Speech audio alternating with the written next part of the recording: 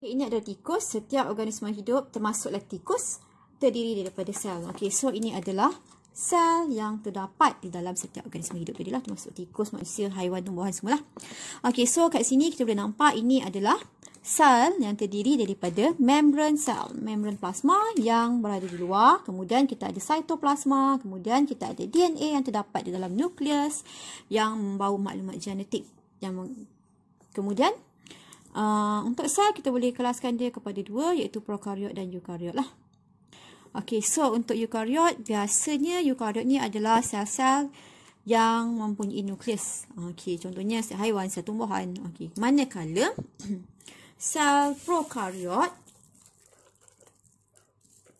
pula ialah sel untuk organisma unisel.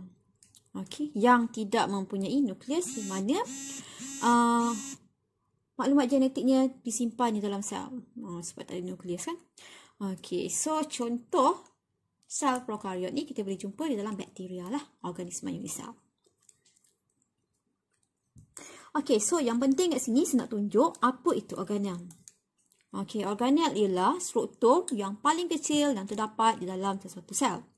So, kalau kurang satu organel, mungkin sel terdapat menjalankan fungsi dengan baiklah. Contohnya ini adalah sel. Ini yang merah ni mitokondria. Ini nukleolus. Ini jaringan endoplasma. So itu semua adalah organel.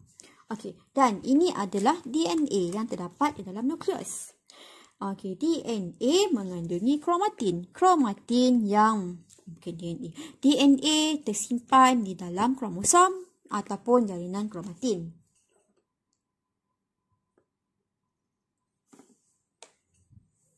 Okey, kemudian kalau kita tengok kat sini, ini adalah nukleus mengandungi nukleolus. Yang tengah ni adalah nukleolus dia lah. Ini adalah jaringan dia.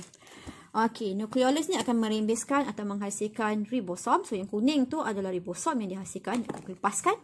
Kemudian ribosom akan melekat pada jalinan endoplasma. Dan yang tempat di mana jalinan ribosom melekat ni kita kenali sebagai jalinan endoplasma kasar. Kerana jalinan endoplasma ada dua, satu kasar dan satu jalinan endoplasma licin. Bezanya, jalinan endoplasma kasar mempunyai ribosom. So yang kuning ni lah tadi. Okey. Okey, dia akan melekat pada jalinan endoplasma. Jalinan endoplasma ada dua, iaitu endoplasma kasar, rough endoplasmic reticulum dalam bahasa Inggerisnya, dan juga small endoplasmic reticulum, maksudnya jalinan endoplasma licin lah yang tiada ribosom. Okey, so kat sini kita boleh nampak lah protein tadi dia melekat pada jalinan endoplasma kasar kan. Kemudian dia akan keluarkan sebab fungsi jalinan endoplasma kasar mengangkut protein. Okey, so dia akan angkut dalam bentuk vesicle bulat ni. Ni vesicle, dalam ni lah protein tadi yang biru tu. Dia angkut, dia hantar melalui vesicle angkutan ke jasad Golgi. So yang kuning ni adalah jasad Golgi. Fungsi jasad Golgi adalah mengubah suai, membungkus dan memproses protein tadi. Mungkin contohnya protein ditukar jadi enzim. Protein ditukar jadi hormon. Contohnya. So, dia akan tukar oleh jasad Golgi ni, dia ubah suai pada protein jadi enzim katakan. Ataupun mungkin selain protein, dia boleh angkut lipid, karbohidrat. Okay. So, dia akan tukar bentuk asal tadi ni kepada bentuk yang diperlukan oleh sel lah. Okey, so kemudian kita ada wakul, sel tumbuhan dan sel haiwan sebenarnya mempunyai wakul. Cuma sel tumbuhan, wakul dia lebih besar dan biasanya berada di tengah. Di dalam sel mengandungi, di dalam wakul mengandungi subsel lah. Contohnya air lah. Okey, kemudian lisosom. Lisosom mengandungi enzim, iaitu lisozim. Berfungsi untuk menguraikan organel yang dah lemah ataupun yang dah mati. Okey, so ini pula adalah mitokondria, struktur yang berlipat-lipat supaya luas permukaan dia besar kerana fungsi dia untuk menjana tenaga. Tenaga yang dihasilkan melalui respirasi sel. So bentuk tenaga yang dihasilkan adalah molekul ATP lah. Untuk jalankan aktiviti dia perlukan tenaga. Yang hasilkan tenaga adalah mitokondria, sebab tu dia bercahaya kat sini. Supaya lebih banyak tenaga, lagi banyak nak dihasilkan, lagi banyak permukaan dia perlukan. Sebab tu berlipat-lipat. Okey, kemudian okey, sel haiwan mungkin tak ada bentuk yang tetap. Jadi macam mana nak kekalkan bentuk dia? Mungkin ada cytoskeleton lah. Tapi yang ni saya nak tekankan. Kemudian kita nak tengok untuk sel tumbuhan. Okey, kerana sel tumbuhan biasanya bersifat fotoautotrof, maksudnya membuat makanan sendiri. Jadi dia perlu menyerap cahaya matahari untuk menjalankan proses fotosintesis. Okey, so ini adalah sel tumbuhan dan di dalam sel tumbuhan mempunyai kloroplas. So ini adalah kloroplas. Dalam kloroplas mempunyai grana. Dan di dalam grana mempunyai pigmen hijau yang dikenali sebagai klorofil. Okey, kemudian sel tumbuhan juga mempunyai dinding sel yang menyokong bentuk tumbuhan. Jadi bentuk sel tumbuhan adalah kekal. Okey, kemudian selamat pagi, selamat datang ke kelas biologi. Okey, so untuk hari ni kita akan masuk bab 2 dulu, iaitu sel. Okey, so kita akan kenalan dengan struktur sel dan fungsi bagi sel. Okey, so untuk dalam sesuatu sel, organel yang pertama yang terdapat yang paling penting sekali dalam sesuatu sel ialah nukleus. Saya rasa semua orang dah tahu apa itu nukleus. Okey, so nukleus sebenarnya berfungsi untuk membawa maklumat genetik, yang mana maklumat genetik terkandung di dalam kromosom dan berfungsi untuk mengawal aktiviti sel. Jadi, kesemua aktiviti sel sebenarnya dikawal oleh nukleus. Okey. Kemudian seterusnya kita akan tengok organel yang kedua, iaitu jalinan endoplasma kasar. Okey, untuk jalinan endoplasma kasar, kalau perhatikan ini adalah lakaran 2 dimensi untuk jalinan endoplasma kasar, dan kita nampak kat sini dia ada bintik-bintik kat sini. Okey, di atas jalinan endoplasma kasar ni. Okey, yang berbintik ni sebenarnya adalah ribosom. Ribosom berfungsi untuk mensintesis protein. Dan apabila ribosom melekat pada jalinan endoplasma kasar, bermaksud jalinan endoplasma kasar mengangkut protein yang telah disintesis oleh ribosom. Okey, melalui basikal angkutan nanti untuk ke seterusnya. Okey, kemudian yang ketiga kita ada jalinan endoplasma licin. Okey, dia lebih kurang sama seperti jalinan endoplasma kasar dari segi lakaran bentuknya lah. Cuma bezanya untuk jalinan endoplasma licin dia ada ribosom. So dia licin semua je, tak ada ribosom, tak ada bintik-bintik tadi.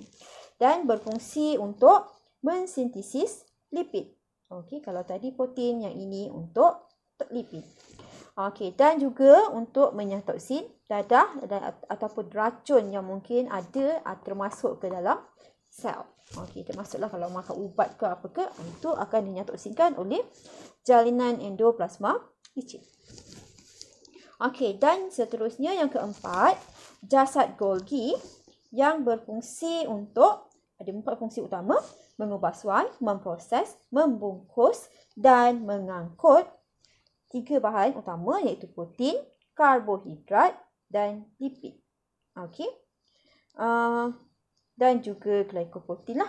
Protein dan juga tu sebenarnya yang diubah suai nantilah.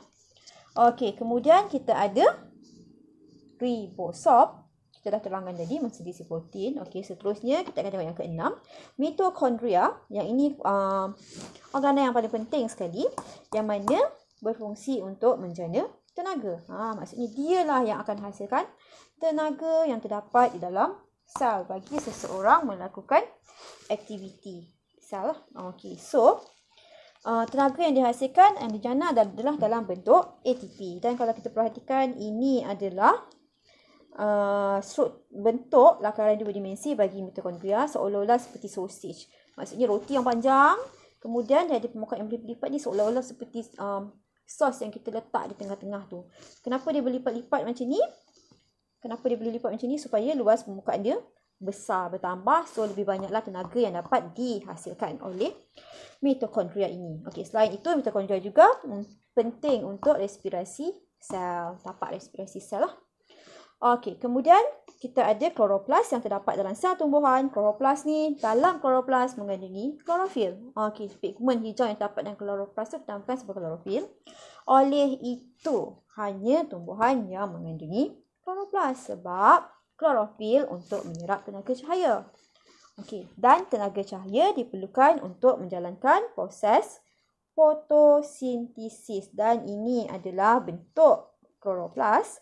Dalam kloroplas kita boleh jumpa stroma dan juga granum ataupun grana lah yang bulat-bulat ni. Okey, kemudian kita ada wakul. Lazimnya wakul ni lebih daripada sel tumbuhan lah. Sel haiwan jadi kecil je, tak pernah nampak. Okey, so wakul sebenarnya adalah tempat simpanan subsel yang mengandungi bahan simpanan dalam sel lah. Okey. Contohnya mungkin air yang terkandung di dalam wakul. Sekiranya banyak air yang diterima oleh tumbuhan, diserap. Okey, kemudian kita ada membran plasma yang bersifat sebara telap, berfungsi untuk mengawal bahan keluar dan masuk sel.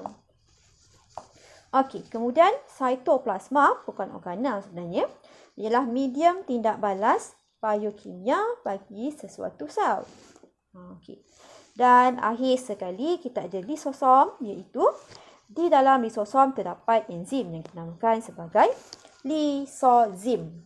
Okey, lisosom, lisozim. Fungsi dia adalah untuk menghuraikan bahan organik kompleks ataupun menghidrolisis lah. Okey, menguraikan, akhirnya nanti dia akan terhidrolisis, terurai. Okey, itu fungsi lisosom. Okey, itu sahaja.